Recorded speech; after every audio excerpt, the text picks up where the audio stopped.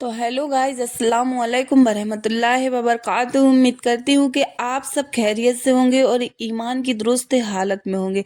जैसा कि आप लोगों को पता चल ही गया होगा कि मुफ्ती सलमान अजहरी साहब की अभी रिहाई नहीं हुई है, पर अब थोड़ा सा नया मोड़ आ गया है। हमारे हिंदू भाई सलमान अजहरी साहब की सपोर्ट में उतर कर आ रहे हैं और उनके लिए उनके सपोर्ट में बोल भी रहे हैं। तो आप पहले वीडियो देख लें। सलमान साहब ने कोई गलत बात तो नहीं कही थी। आप देख रहे हैं रोजाना ये जातियां हो रही है, कहीं से कोई इंसाफ नहीं मिल पा रहा है अकलियत के लोगों को। ऐसी सूरत में अगर उन्होंने ये कह दिया कि आज तुम्हारा दौर है, कल हमारा भी दौर आएगा, कोई जरूरी है क्या ये गवर्नमेंट बनी रहेगी? तो क्या करें? हम ही को कातिल कहेगी दुनिया, हमारा ही कत्लेआम होगा, हम ही कुएं खोदते फिरेंगे, हम ही पे पानी हराम होगा। अगर रही यही जहनियत तो मुझे ये डर है कि इस सदी में न कोई अब्दुल कलाम होगा न कोई अब्दुल हमीद हो। का प्रयोग गलत जगह नहीं होना चाहिए। इसको लगता है कि बिना सोचे समझे जो इस तरह की कार्रवाई की गई है, किसी भी व्यक्ति पर, भारत के किसी भी नागरिक पर इस तरह की कोई कार्रवाई नहीं होना चाहिए। बोलने की आजादी होनी चाहिए। सभी को बता दें कि मुफ्ती सलमान अजहरी साहब को गिरफ्तार कर लिया गया है और उनका गुनाह यह है कि वह इजराइल को कंडेम कर रहे थे और इजराइल के खिलाफ भाषण दे रहे थे।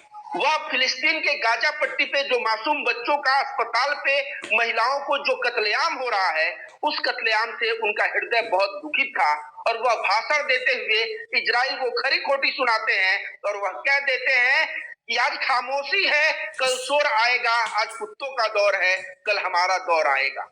यह बात सलमान अजहरी इजराइल को टारगेट करते हुए उस भाषण में कहते हैं, लेकिन यही दो लाइन पीछे का शायरी में से काट के वायरल किया गया और बोला गया कि यह हिंदुस्तान के खिलाफ बोल रहे हैं, हिंदुओं के खिलाफ बोल रहे हैं। और उसके बाद गुजरात एटीएस आया, इनको अपने घर पे नजरबंद किया 10 घंटे और उसके बाद गिरफ्तार करके महाराष्ट्र पुलिस के साथ गुजरात एटीएस इनको महाराष्ट्र के थाने में लेके गया और फिर महाराष्ट्र का थाना जो है, वहां थाना से लेके देखिए, ये स्वतंत्र भारत से पहले भी जो है तमाम ज्वलंत मुद्दों पर जो है कविता और शेरो शायरी जो है होती रहती हैं तमाम मुद्दों पे।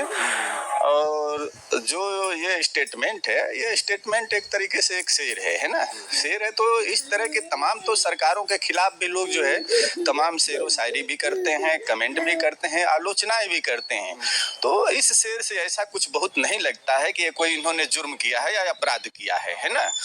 इसके देखने से ये तो जनरल चीजें हैं, तमाम शेरो शायरी और कविताएं लोग पढ़ते रहते हैं। आप देखे होंगे तमाम जो है कवि भी जो है विभिन्न कालों में है ना, मुगल काल से लेकर के जो है गुलामी के दिनों में भी जो है तमाम जो है कवि और लेखक जो है कविताएं और जो है सरकार के विरुद्ध भी लिखा करते थे।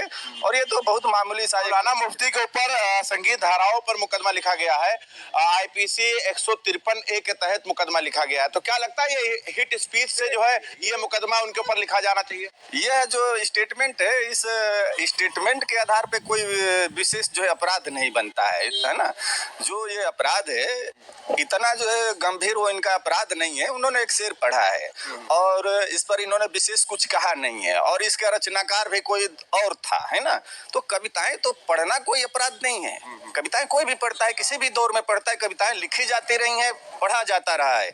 अगर ये किसी को गाली देते, ये हो या कोई भी व्यक्ति है, किसी को डायरेक्ट कोई गाली देता, 2024 का चुनाव आ गया है, नजदीक है, अनकरीब चुनाव करा दिया जाएगा। उससे पहले एक मौलाना के खिलाफ जो है बड़ी बड़ी मीडिया ऐसे शब्दों का इस्तेमाल कर रही है, भड़काओ, जहरीले, ऐसे शब्दों का प्रयोग कर रहे हैं। कहीं ना कहीं इसको हिंदू बना मुसलमान किया जा रहा है क्या चुनाव के? हम लोग जो है यहाँ पे जो है समरसता के माहौल में रहते हैं। ये भारतवर्ष है, ये हिंदुस्तान है और इस हिंदुस्तान में मुसलमान, सिख, हिंदू सभी के जो है स्वतंत्रता के संग्राम में सभी के खून बहे हैं, खून पसीना सभी का है। और हिंदू मुस्लिम जो है भाई भाई बनकर के इस देश में हम लोग रहते हैं। आज़ादी की लड़ाइयाँ भी हम लोग जो है इसी जगह लड़े और यहाँ पे तमाम मुसलमान जो है वीर योद्धाओं ने जो है अपनी कुर्बानी दी। और जो सारे जहाँ से हिंदू का जो हम लोग पढ़ते हैं वो अभी एक मुस्लिम जो है लेखक की ही और जो है क्रांतिकारी की रचना है। तो अगर कोई जो है मीडिया कर्मी अपने को जो है ज्यादा टीआरपी पाने के लिए अगर हमारे देश की समरसता खराब करता है तो यह निंदनीय है और उनको नहीं करना चाहिए। इस देश का माहौल अच्छा रहना चाहिए, जो गलत करता है उसके खिलाफ कार्रवाई। आपको नहीं लगता कोर्ट से पहले फैसला अगर मीडिया दे दे तो आपको लगता नहीं है कि लोकतंत्र खतरे में? तो देखिए क्या है कि जो है जुडिशियल सिस्टम पर ये हावी होने का प्रयास कर रही है मीडिया, जो कि बहुत ही निंदनीय है। क्या गलत है? तो देख लिया आपने कि कैसे हमारे हिंदुस्तान के हिंदू भाई जो कि इस देश में भाईचारा बनाकर रखना चाहते हैं, जो कि मुफ्ती सलमान अजहरी साहब की कैसे सपोर्ट में बोल रहे हैं और सामने मीडिया में खुलकर आए हैं। तो क्या लगता है आपको, आप सबको? तो ये बात हकीकत है कि जब हम सही होते हैं तो सारी कायनात मिलकर हमारा साथ देती है और इंशाअल्लाह मुफ्ती सलमान अजहरी साहब को इंसाफ जरूर मिलेगा और जल्द से जल्द वो रिहा भी होंगे। और आप सबसे एक दरख्वास्त है कि आप सब मिलके दुआएं करें, हर मुसलमान के लिए दुआएं करें इंशाअल्लाह। अब मिलते हैं नेक्स्ट वीडियो में, तब तक के लिए अल्लाह हाफिज़, शुक्रिया।